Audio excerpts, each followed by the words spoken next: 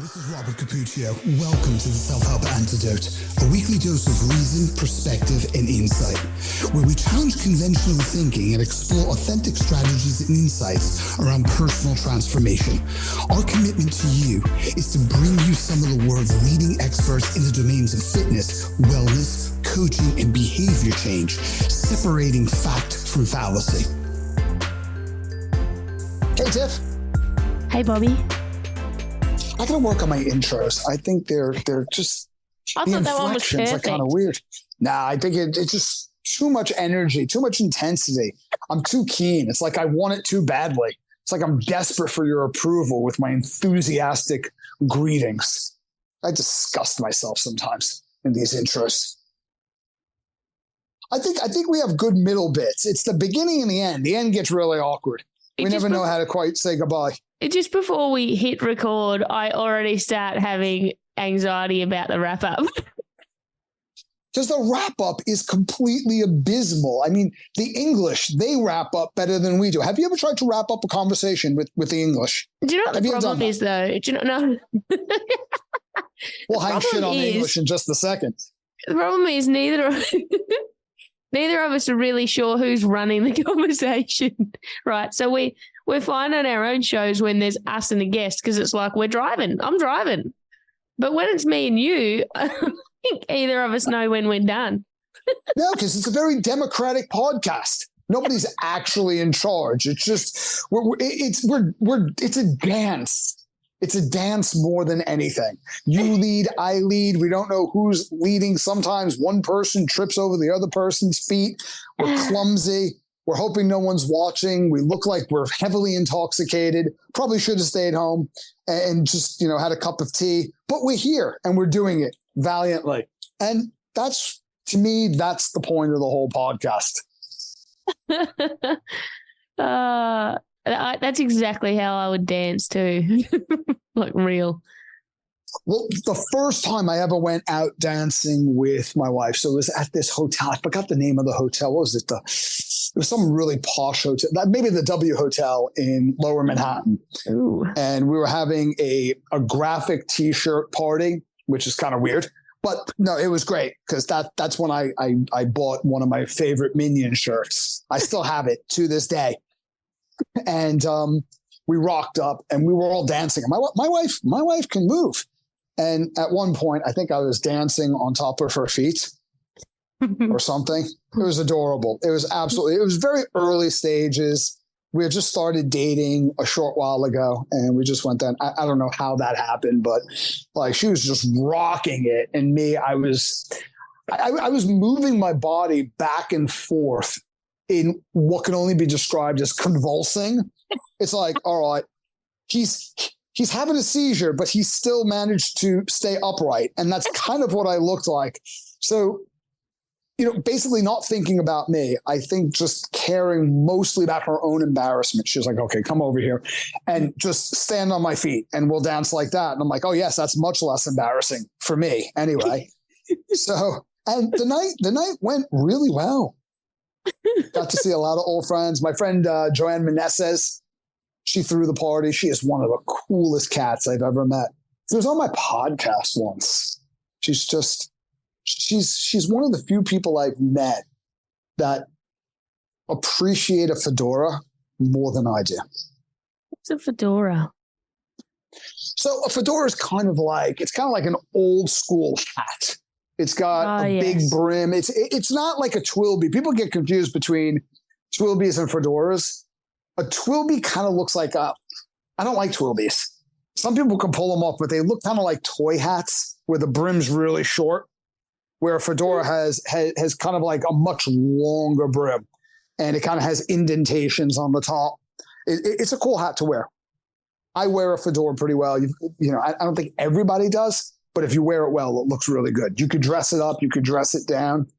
And Joanne Meneses could dress up a fedora like nobody's business. She was like, did you ever see Carmen Sandiego? No. Well, there's this thing, Where in the World is Carmen Sandiego? So apparently it's a cartoon about a woman who disappears a lot and nobody ever knows where she is. and she had this red trench coat. She's a spy, I believe, and a red fedora with a black band around it. And yeah, so Joanna Meneses kind of looks like Carmen Sandiego, except far easier to locate. Like you could just send her a text. You can never get away with that with Carmen Sandiego. You know, you just gotta try out different styles, different things, different grooves. One of the things, I had a conversation with someone I'm going to have on my show in a few weeks. Brilliant. He's a stand-up comic, but he's not just a stand-up comic. Stand-up comic by day, comedic coach. Wait, comedic coach by day. I've gotten exactly opposite. Stand-up comic by night. He's a former TV presenter. You know, he reminds me a lot of, oh my God. You know who I'm talking about. I'm so tired. So he reminds me a lot of someone else who's exactly like him, but not him. So yeah, anyway, hope that clears that guy. Yeah, I know exactly who you mean. Yeah. So anyway, so he reminds me of that guy. No, Seamus Evans. How can I forget Seamus? I drew a blank. I love Seamus. So he reminds me a bit of Seamus. TV presenter, like really comedic, brilliant guy, presents in a way that's captivating. And, you know, I don't want to steal thunder from future podcasts, but one of the things we were talking about it in the respect of stand-up comedy, because his theory is, even if you have zero intention to become a stand-up comic, you should at one point do an open mic night, because so many of the lessons that you learn it's brutal. Oh, that is hardcore. I'm going to sound completely full of myself here for a couple of minutes, but I was presenting for decades before I was a stand-up comic, presented in audiences like as small as half a dozen people, presented in audiences as large as several thousand people, have had standing ovations. I've trained speakers all over the world, yada, yada, yada, yada. So for the people who are dozing off and falling asleep, the reason why I bring that up is because I thought I feel fairly comfortable on a stage. And so when I first got up on stage, I was so socially awkward, but I had enough stuff I've said in front of audiences in story form to make it cohesive. And for 5 minutes, just get a few laughs. And I just basically hung shit on people. Like every place that I've traveled to, I hung shit on different nationalities there, because that's one of the things, like you travel to other countries, there are things that you're always going to love. And then there are things that, well, that's just a little bit weird. Like when I first went to England, I got in so much trouble. Like Oscar Wilde said, we're two nations separated by a common language. This is true. And there are certain phrases and words and meanings that are very, very different. And you got to be very careful what you say, because you can say something innocent and all of a sudden everybody's looking at you quite strangely, and then the room bursts out in laughter. It's like, did he just actually say that? You have no idea what he said. And then you go to Australia, you know, you're some of the weirdest people in the world, so lots of material there. So I just went around talking about my travels for like 5 minutes, and people laughed. So I thought, I would be fairly good at this stand-up comedy thing. Let me write a 5-minute skit. Well, the next time I got on stage, it was so bad. Like, because even on open mic night, people are generous because they know, you know, in Alfie's words, you're doing something they don't have the guts to get up and do. And it's like, all right, let's be a little bit generous. So they give you polite chuckles. I got dead silence. What did you say? Well, it's not what I said. It's just, it wasn't very funny. I think they were fascinated that a comedian can be that not funny. And then it was just, I don't know. They were just looking like, wow, this is the strangest experience. Like this guy's he's really giving it a go. And there's just nothing funny. Like for me, I thought it was hilarious because there's nothing funnier than getting up to do a comedic skit and you're up there doing stand-up comedy and there's no comedic value. That's hilarious. But the audience did not seem to think so. So then I get up again at another open mic night and get a couple of laughs. And I'm like, all right, let me polish it up and then get up again. And I was abysmal. So two out of 4 times. You did this. Oh my God, 4 times. You did this 4 times. Yeah. And it was like, I learned that I'm really bad at it. And what he was saying is most people, except for you have these prodigies that get up and it's like the first time they got up on an open mic night, they were all right. Like, they have this knack for it. But the vast majority, even your A-listers, the funniest people in the world, like as you're listening to this, whoever your favorite comedian is that popped into your head. Yeah, that guy, that girl got up and bombed their first, second, third time up at open mic night. Everybody does that. But the lessons you learn from it, and if you stick with it, the skills you acquire, it helps you in one-to-one communication. It helps you in presenting in front of a room. It helps you in sales. It helps you. For me, it humbled me because I thought after decades of speaking, I've got my craft down. I was like, no, I can completely reinvent myself because obviously what I've been doing does not transfer to this.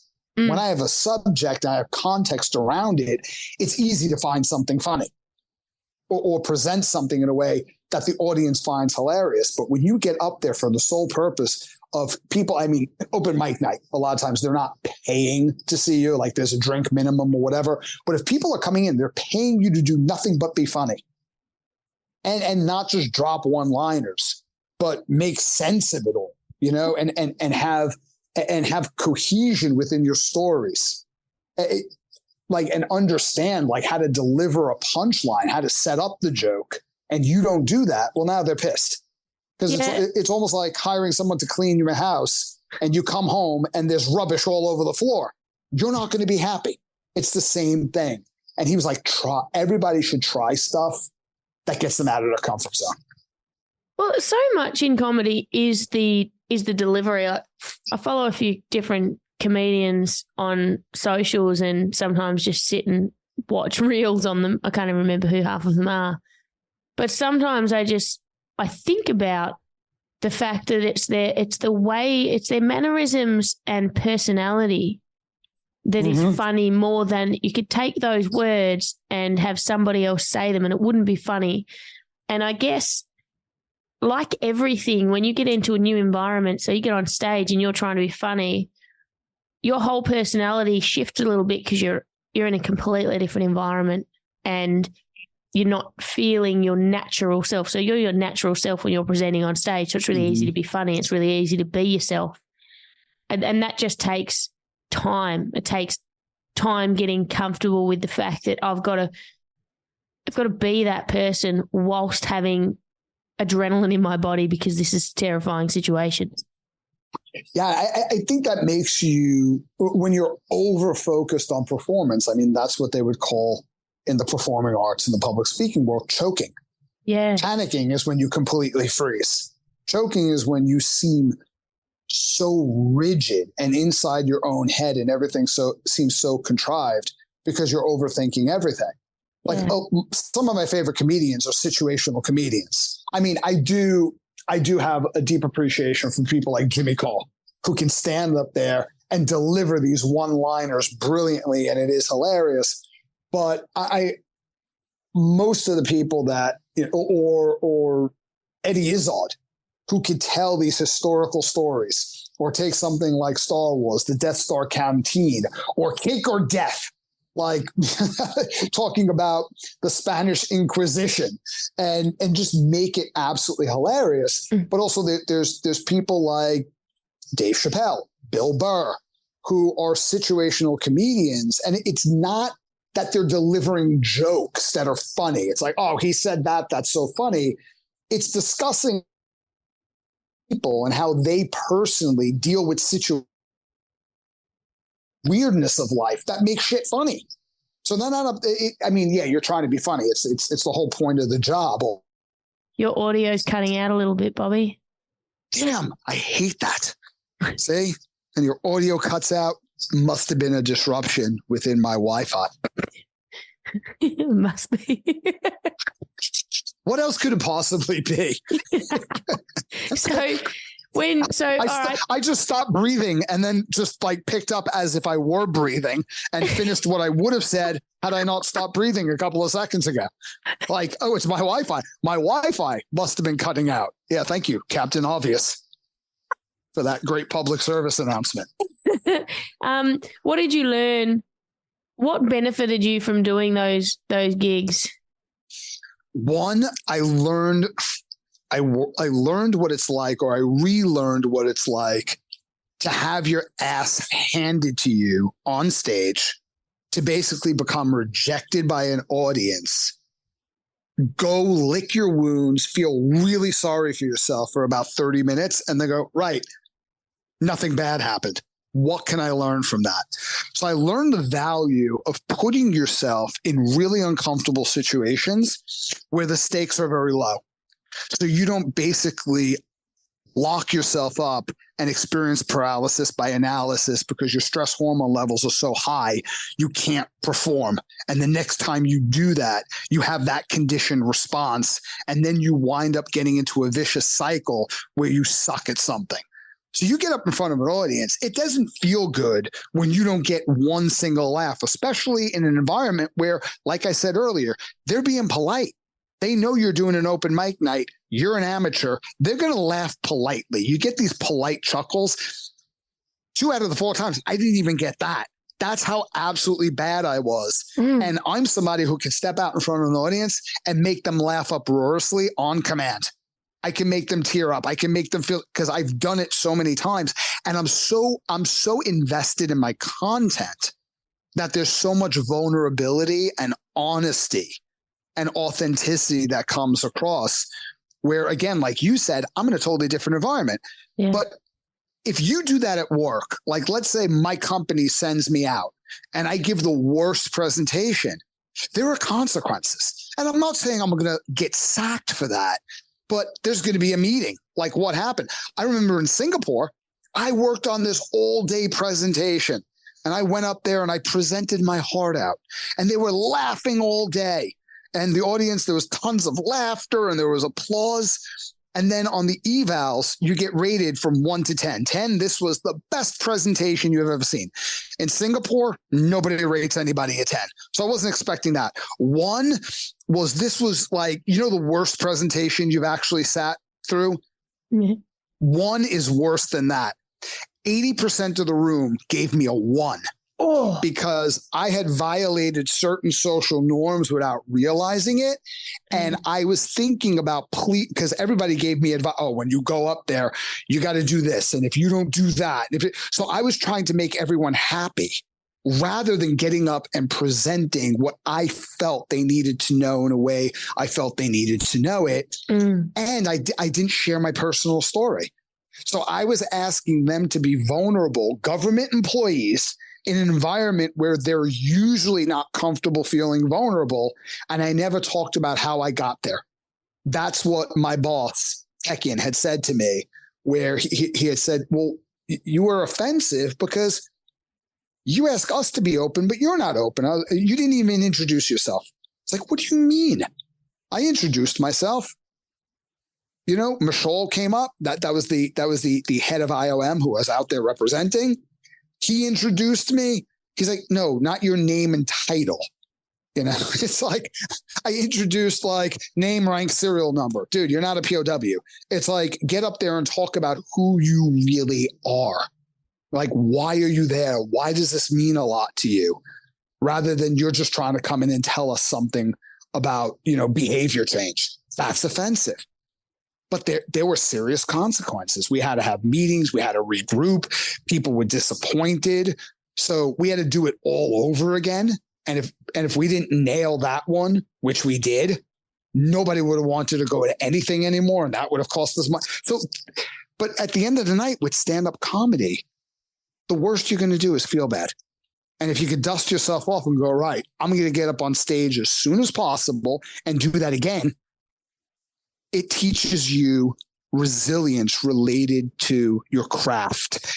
It also teaches me that, wow, if what works in one environment doesn't work in another, that must mean that no matter how good I think I am, I can reinvent myself completely. Here's an example, right? Let's say you take a world-class golf pro. And this happens. This happens with tennis players. This happens with golf pros. They are world-class. They get a new coach, and the coach says, okay, first thing we're going to do, we're going to rework your entire backhand or your entire swing. And the player pushes back on this. The manager pushes, whoa, what are you talking about? This person is top ranked in the world. You're going to fix their swing? What are you, crazy? It's not broken. But this person is able to see things that the player might not even be able to see. That's why you have a coach, right? So they rework their backhand. They completely change the way this person swings. And what happens? Their game decreases. They don't perform as well because they're getting used to it. Now, while this is happening, everybody wants to fire the coach. The coach gets blamed. This person was the top performer. You came in, you changed everything. Now their game's taking a hit. And this is expensive. But what happens over time? Once they acclimate and they learn that new swing, they're better than they ever have been before. And it's like, that's what it was for me. I could blow shit up because with something like that, I wrote out, okay, here's what I'm going to say. I'm going to practice it. I never get on stage. Very rarely do I get on stage and I know I have practiced word for word what I'm going to say. I just don't perform very well like that. Mm-hmm. But that doesn't mean that you cannot use that in certain situations, because if you've got 15 minutes, some people, oh my God, I can never talk for 15 minutes. Me, I feel the opposite. That's such a short period of time. If you give me 8 hours, I'm okay. If you give me 2 hours, an hour, I'm fine. You give me 15 minutes. That's terrifying. But now I've learned to script things out where what's happening to me in my career, without even timing myself, I get up, I go from start to finish. When I'm done, I'm done. And when I'm done, it's always within a minute of the time I was allotted. So I got much better at keeping time because of what I learned doing stand-up comedy.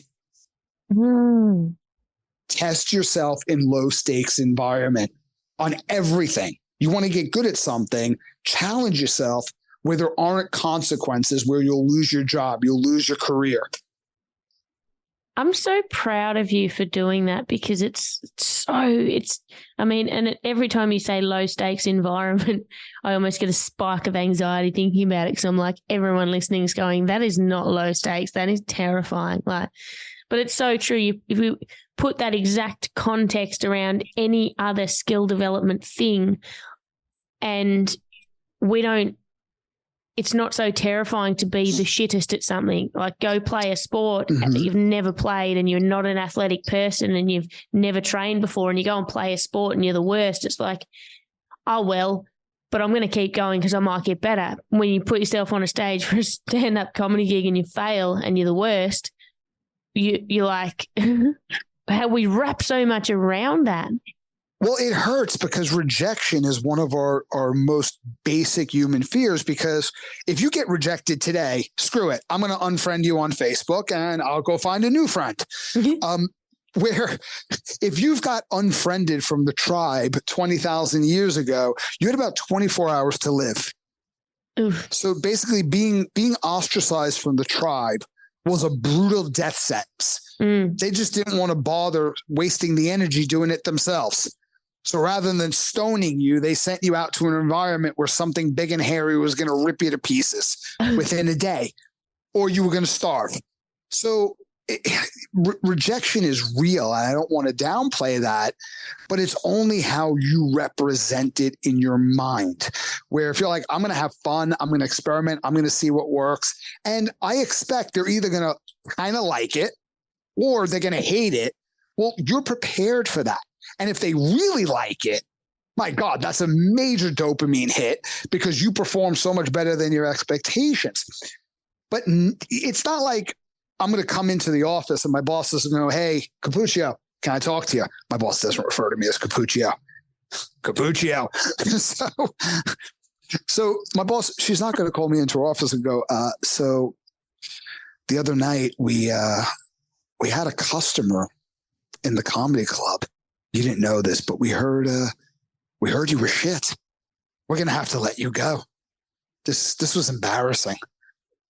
We can't have someone like you on our payroll. That's not going to happen. Yeah. They could boo you off the stage, which they will not. They will not boo you off the stage because then the MC will come on and rip those people to shreds. And the MC is way better at handling hecklers than hecklers are at heckling. Trust me. But you learn, okay, what could have been different? What could have been better? I'll tell you what. So we used to go to a place called the West Side Comedy Club in Los Angeles. And there were A-listers that used to come in there and just bomb because they're trying out new material. But out of all the new material, 1/3 of the stuff they were saying, people were laughing at. So like, okay, I'm going to keep this 1/3. How can I rework it? What did they not respond to at all? What could I probably brush up in the other third? We had Dave Chappelle came in one night, spent 3 hours on stage after closing, smoked like a pack of cigarettes up there. I was in heaven. I was like, Dave Chappelle just came in. He wasn't even doing comedy.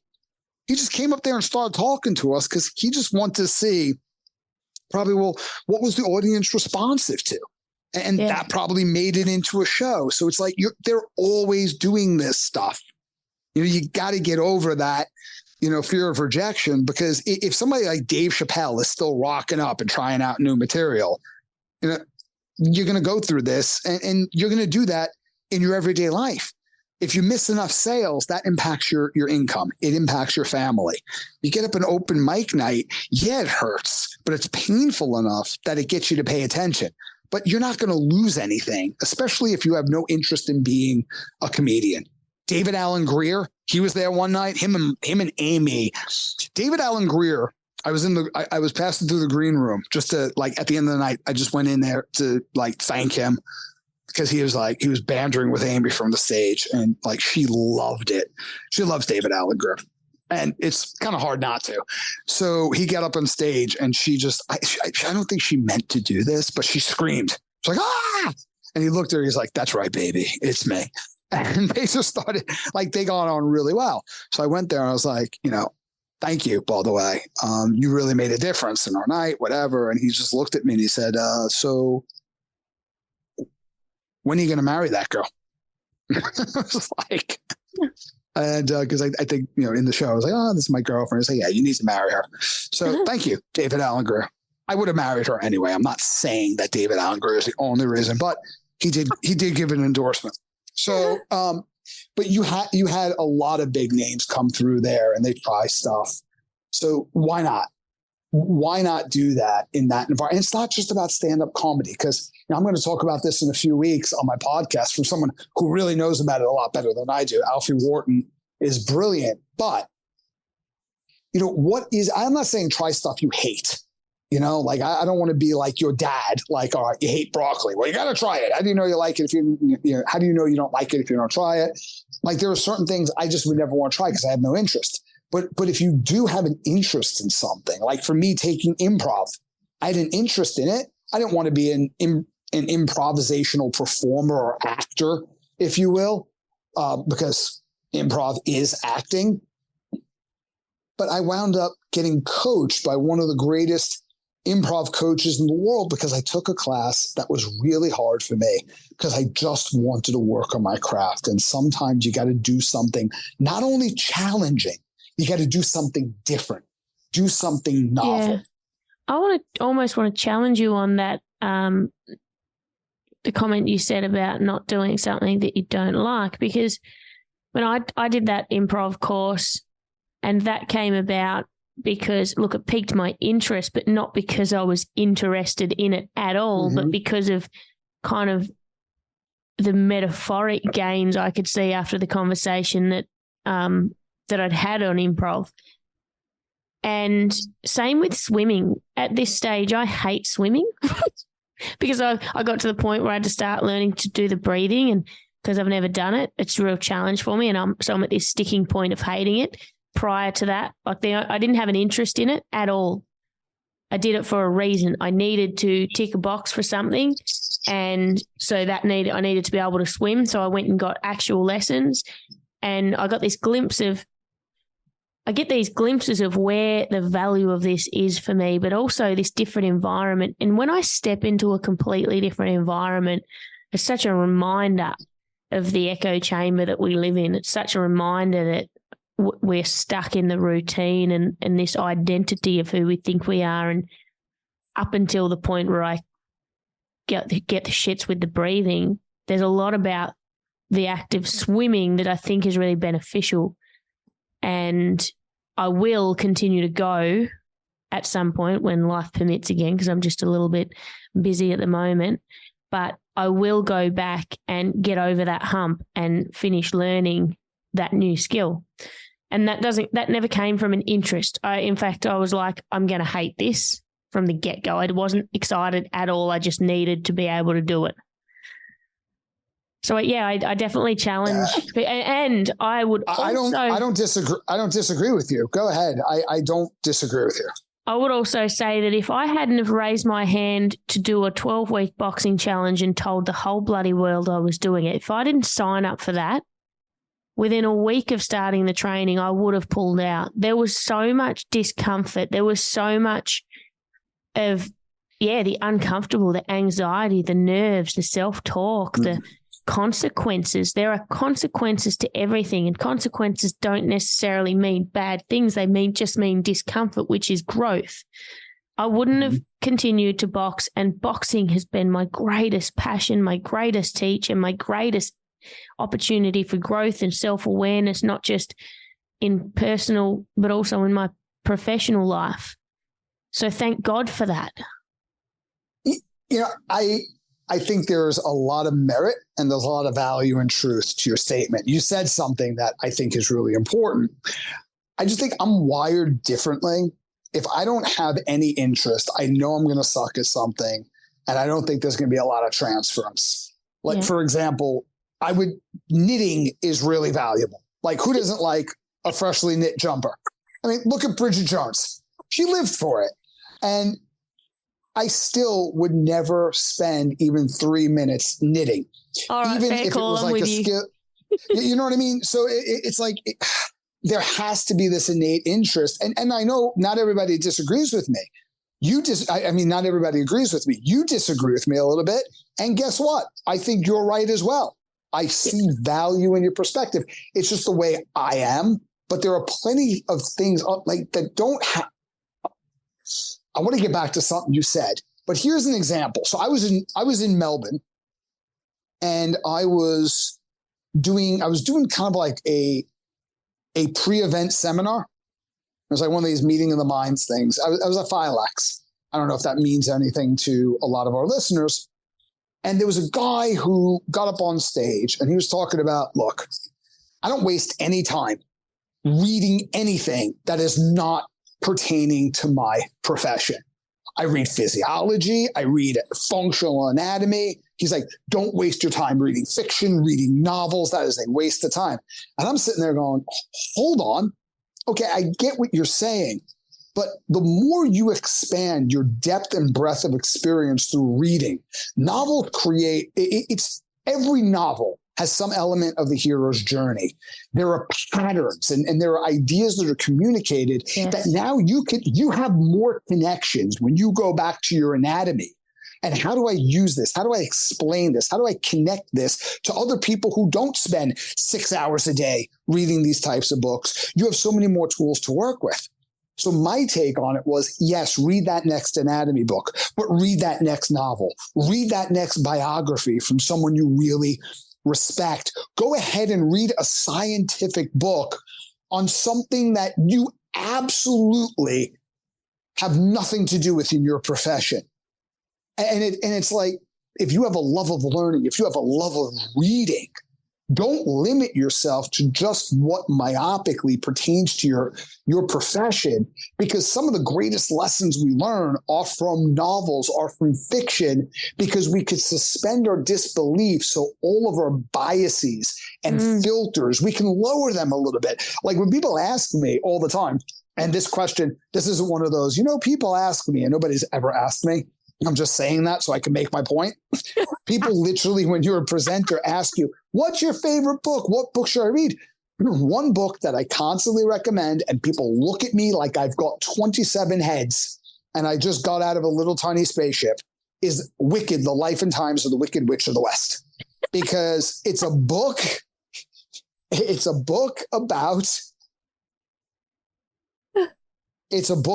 racism. It's a book about fascism. It's a book about deception and oppression of a population. It's a book about theological fanaticism and fundamentalism, extremism. It covers all of these things. But if you would write a book attacking these things directly, every single person would read that book and filter it through their deeply rooted cognitive biases.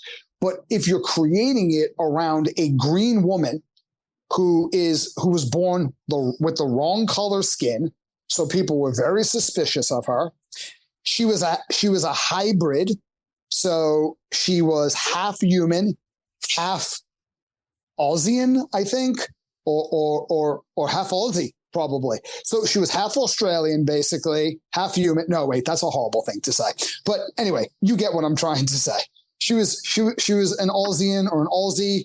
I don't know what I'm trying to say here, but you get all of these social types of stigmas and issues that people struggle with, and people on the other side of that are less than empathetic.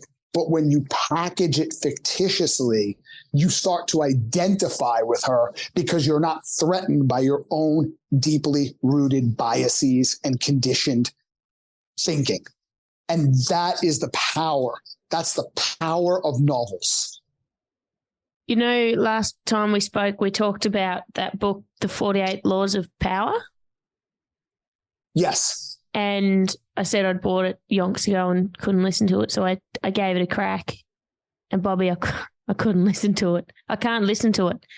It just gets my back up. And I think also because it's read, I've got it on audiobook, so it's somebody speaking, and it just makes my skin crawl. I can't get past it. It's the narrator is very good. They're theatrical but villainous. Yeah, in their tonalities. I literally feel my whole nervous system arc up listening to it. So apologies. I had the same problem. I had to stop listening to it and go back to it. Robert Greene wrote the book exactly for that reason. He wanted it to be entertaining and theatrical and basically not say the same. Because he makes a good point. He said, you read a lot of these types of self-help books, and you can classify that, I guess, in some form of self-help. By chapter 3, they basically said everything they want to say.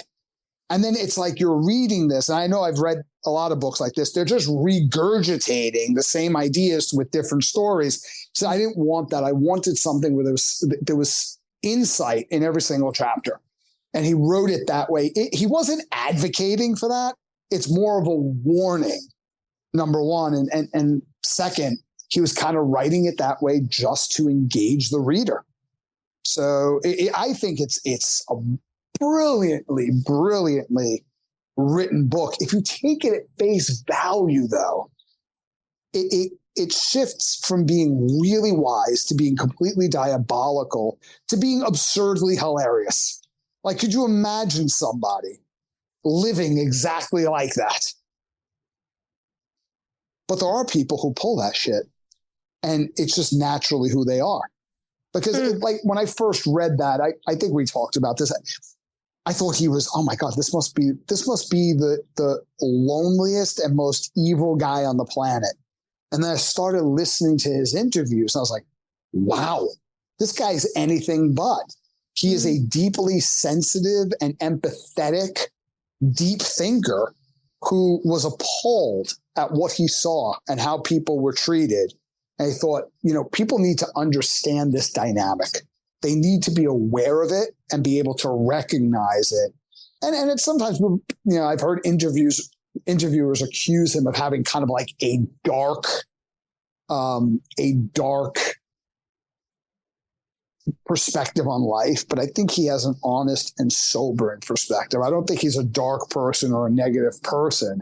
I just think he recognizes that things are not as positive and rosy as we would all like them to be sometimes. And you need to be aware of both. You need to be aware of both aspects of reality. Maybe I'll go listen to some of his interviews and see what I think of him. Listen to the interviews, right? I know that Tom Bilyeu on Impact Theory has done, I think, a couple of interviews with him, actually, unless I listened to the same interview twice and I forgot what I heard the first time around. I thought, oh, this is kind of cool. But I really enjoyed that interview. Jordan Peterson has interviewed him, which was interesting. Yeah. So I've heard him on a lot of different interviews, and I got to be honest, I really like his perspective on people in life. I want to go back to something you had said where you told everyone, I think there's a value in going public. I think when you go public with something, it commits you. So whatever you think you're going to try to do before you get a chance to talk yourself out of it, because we're really persuasive when we talk ourselves out of things, go tell people that you are committed to doing it, or do it with someone or on behalf of someone, or if you can donate to some cause. And then that's only if you engage in it, like a race where you would actually let people down if you didn't stick to your word. I think that's a great way to follow through. Going public works. It makes sense. But don't do that. Don't start. I mean, you started on something that for you was enormous. Again, what's the fine line between something that challenges you, stretches you, it's uncomfortable, forces you to grow, but the consequences are not catastrophic if it goes all wrong? So I think that could also paralyze you. It could be a major breakthrough, but it could also be damaging to your willingness to do that and develop that into just a characteristic that you exhibit throughout your life. So what's that fine line? Somewhere in the middle. You want to be challenged, you want to be stretched, but you don't want to be completely overwhelmed by the enormity of it, but commit to it publicly. Talk to people. Talk to people that'll hold you to your word too. Yeah. That's why I keep talking about swimming on the podcast. I know. Is it getting? I mean, keeps me accountable. But you were kind of digging it. I was listening to you on the U Project talk about swimming. I dig it until that bloody breathing, Bobby. Till the bit that, because with any other skill that I've worked through, you can do it and be shit at it. But with breathing, with swimming and breathing, you can't. You can either do it or you can't do it. You can either swim without the breathing, so you're not swimming properly, or it's a circuit. Not breathing is just not an option, is it? Yeah, like you can turn up and learn boxing and you can be super shit at it, because I would like to raise my hand as being completely uncoordinated. It was not natural for me. I was like a bloody three-legged giraffe. And that's okay, because you can still do it and be shit at it. But when it comes to swimming, like 2 strokes, go to take a breath, fail. Like there's no, and it's frustrating. It's really frustrating. You can't just be shit at it.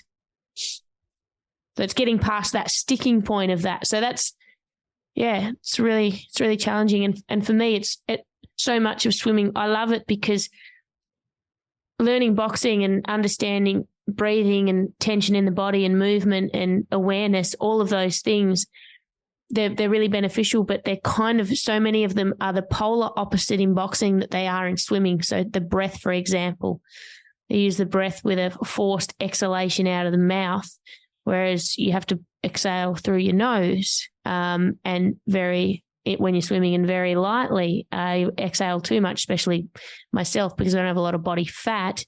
I have a bit of lean muscles. So if I breathe out too much, I get rid of too much oxygen, then boom, oh, look, there's the bottom of the pool. I'm on it. So it's counterintuitive. But I like that. And that's why you never see an underwater boxing match. You've just never seen that. Like, have you ever, aside from Aquaman, have you ever seen an underwater fight? I actually haven't. Maybe there's a sport that can be developed from that. This is the beginning of a new idea.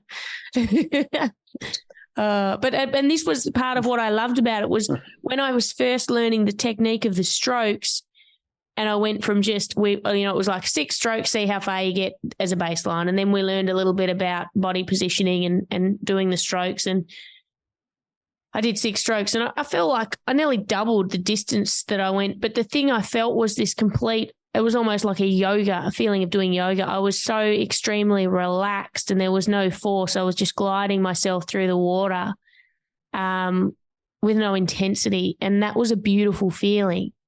So I want to get to that. So once I can tackle the breathing, because again, it's getting competent at the breathing, so I don't have to think about it. So then I can just get to that relaxed in the water motion, because every other form of training that I do is quite intense. It's intense and it's, aggressive and full on. And so I'm going to ask you the same question you asked me, because it seems like boxing had a lot of, even though you were hating it in the beginning, there was a lot of crossover. There was a lot of connections to who you were and discovery about yourself and your life. Swimming doesn't seem to have that linear of a connection. What have you learned from swimming? What's been the biggest thing that you can take away from swimming and apply to everyday life? Although I've only managed bloody 6 strokes at a time of doing this, and this is a big one. If you've heard any of my conversations with Mark Labust, letting go, right? So it's letting go of all of the outcomes, all of the things, and just being in the water and just floating with no force. Like, just, Yeah, that is so counterintuitive to what most people try to teach. It's like, hang on, drive, force it, make it happen. Yeah. Where what's really interesting, like when you go from, whether it's motor learning or, I was about to say skill acquisition, which requires motor learning, and whether it's being able to acquire skills that might not be physical in nature, like sales skills. And I was reading a book where they were talking about there's no way around going for the close. There's no way to get around rejection. No, there's no way to get around it, but there is a way to reframe it to where it's not terrifying and you're not interpreting it as rejection. And what it is being complete. And this sounds so counterintuitive. Like I've had salespeople and sales trainings look at me like, what? Let go of the outcome. You're so keen. You are so keen about what's going to happen on the close because that's what you're most anxious about, that you start getting so uptight and you don't even realize it.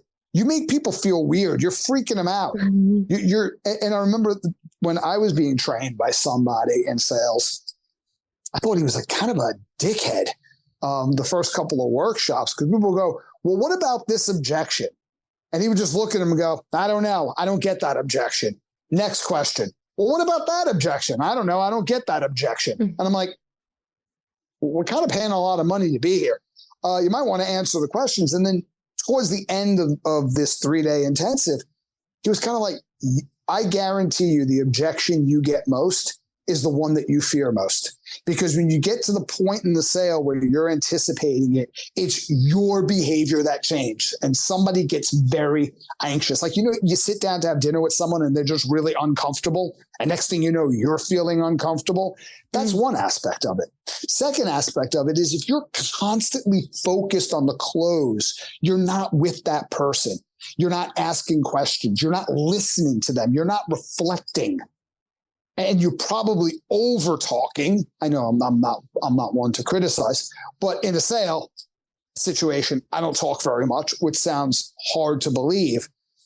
And you're basically so detached from what this person wants, what their situation is, what their concerns are. If you completely invest in the person and doing the best to lead them to a decision, but you let go of the outcome, you'll get a yes so much more of the time, because rejection won't be as terrifying for you. And that letting go, it's so powerful in so many aspects of our lives. Just let go. Yeah, I was in sales for quite a long time, and I wasn't trained for a lot of those years. I did a sales course towards the end, I asked my employer if they'd put me through a sales course, because I was like, oh, all of my bosses just kept merging my role out into the world of sales. I was like, okay. And as you were talking about sales and the close and the process, I was reflecting on it and thinking how I was always quite good at it, but I refused to do role playing with my first boss that put me in sales. He was like, let's do a role play. And I was like, let's fucking not. Let's not role play. But I was never forceful. I just focused on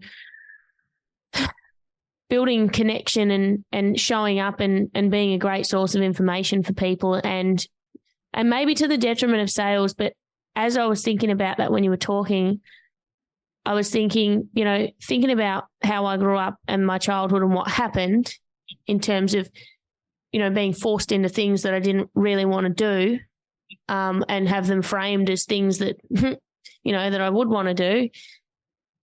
I don't ever want someone to feel like that. So if someone's got any hesitation, I don't want to talk them around. I'll support them in their decision making. I'll give them all the support and reasons and information and resources. Those resources don't have to be me, but I would never, ever, and I really hate when I come across people that do that to me, that force me into it. I had a experience recently where I was in that situation where I was buying something and I was in the sales process, right? And I wanted what I was buying, but I was in the middle of this scripty, like this very manipulative sales process, and I was really angry. And even now, I've purchased what I wanted, but I there's a real resentment that I feel, because I'm like, because it's all of the little triggers that link back to somebody manipulating me for their gain, and somebody not pretending. This is why boxing. Mm-hmm. This is why I loved boxing, because you stand in front of a person in the ring, and there's complete honesty about the fact that they're going to punch you in the face and hurt you. They're not lying. They're not saying, oh, this is for your benefit, I'm your friend. They're not saying any of that. They're just punching you in the face and letting everybody see it. But then a sales rep comes along. Now I'm on a big rant. A sales rep comes along and they're pretending to be your mate, and they're just punching you in the face. People do not like to be manipulated. And no. That is So Harvard Business Review had an article years ago where they said, I don't remember the exact percentage, but they said over 60% of the outcomes in sales that are the opposite of what the salesperson really wants to have happen is a direct result of the behaviors of the salesperson themselves, not so much the reluctance of the buyer. The buyer becomes more reluctant because of the behaviors of the salesperson. I think when it comes to selling, if you believe in what you're selling, and I don't know how you can sell. I mean, I'm sure there are people who, it's a job, they need the money, they can sell anything. I cannot. I have to believe in what I am selling, or I cannot do it. But I feel I am obligated to ask. Because when someone's hesitant, there's a lot of reasons why they're hesitant. You got to be able to discern that. Are they hesitant because there's something that I'm doing that, like in coaching, is creating discord? Or are they hesitant because they know they're about to make a decision that could either not work out for them, or on the other end, what if this really works out? Like selling fitness, right? So I've sold everything from fitness memberships to personal training packages. So you're talking about something that is like $50 a month, maybe $100 a month, which is, relatively small sale, to something that's several $1,000s, to I've sold education programs that are hundreds of thousands of dollars. If it goes wrong, the person can lose their job. And there's no such thing as like, a one visit close. It's a complex sale. You're not going to walk in, meet with someone, and get them to spend like $400,000 with you. It's just not going to happen. So you need to focus more on being a coach and a consultant, because if you're coming in there and you're aggressive, you're going to find yourself out on the pavement very, very quickly. Yeah. And you're going to get a reputation for that, which is going to hurt you in the future. But it's one, if this goes wrong, what are the consequences? But the other fear is, if this goes right, now what? What is this going to commit me to? How is my life going to look different? If I get what I really want out of this, how's my organization going to change? Am I getting handed more responsibility that I'm not ready for? There's all this stuff. And it's your job to ask. Just ask. Ask directly, ask with sensitivity. And then when an objection comes up, treat it like a coach would. Instead of like, oh, how can I overcome this objection? Okay, what is this person really feeling? What do they mean by what they say? Where's the emphasis on certain words? Where are their inflections? What are they worried about? And how can you partner with them to help mitigate the chances of that actually occurring? Yeah. So once you start selling like a consultant, and the bigger the sale, the more you kind of have to do that. Like if you're selling something on the internet, on social media, that's a couple of $100, people will recover from that. I mean, I understand for some people that's a lot of money, and that makes sense. Wasting any amount of money is a lot of money. But if you're selling something that's a couple of grand or even more than that, no one's going to tolerate high pressure. You have to be consultative, and you truly are helping people to solve problems. And if you're focused on the person and helping them solve the problem, you have to be very invested in that person and in how you're affecting them, what you're teaching them. Like for me, I want someone better off at the end of the sales process, regardless of their decision. Whether they say yes or no, I want them to have something, whether it's insight, a tool, information that they would not have had if they did not sit down and speak with me in the first place. But I do not attach myself to a yes or a no. Like Tiffany, we're going to discuss a couple of things. I think this is the problem. I state what I think the problem is. Here's your concerns. Here's some other things that you've shared with me. This is not going to be a quick process. But what I want to do is at the end of every meeting, arrive at a decision that's going to move this process forward. So you get to have what you're looking for, or this isn't right for you. So I don't care if it's a yes or a no. Let's just agree that we'll make a series of micro decisions and then decide together what to do definitively. Is that fair enough? Does that work for you? And if the answer is yes, I know my role. I had a coach once many years ago and really enjoyed working with him. And then at one point, and then we'd had a break, and then I'd approached him again, and he did this grotty, hard sell tactic with me. And of course it didn't work. And I don't know, I think it would have been a few weeks later, he apologized for it. I realized that I was trying this thing and it didn't. That has 100% permanently broken rapport. Trust gone. I became a commodity, not a relationship, and this is the danger. And it's like, the problem is, you don't understand, are you in sales for you, or are you in sales for the relationship and that side of things? It was, but yeah, it was like he will never, no matter what, there's no recovering from trying that, from having that conversation with me. It's so damaging, and it's creepy. You feel like you need a shower after. It's highly unprofessional. You mean directly after or since? Yeah, no. I hope directly after. Directly after. No, since I've just been swimming a couple of times as well. That's why I wanted to take it up. I'm very clean. The chlorination process is spectacular. I hate that feel of chlorine on you and that smell. I used to swim so much when I was a little kid. I was like, just that feel, well, I don't know anyone who likes it. Yeah, it's annoying. Like, when you smell like chlorine, I love that smell. It's just fantastic. I don't think anybody's ever said that. Do you know what I reckon it smells like right now? I reckon it smells like the end of the show. Smells like closure. Smells like closure. Hey, Bobby, thanks. I really enjoyed today's conversation. Yeah, that's very surprising. I was not expecting that. So I enjoyed having this conversation with you as well. Thank you all for being here. And just have fun and get back in that pool, Tiff. Cheers, guys. Bye. Thank you for listening. I hope you enjoyed this episode. Visit us at theselfhelpantidote.com to share your feedback, insights, and recommendations on what topics you'd like us to explore in the future.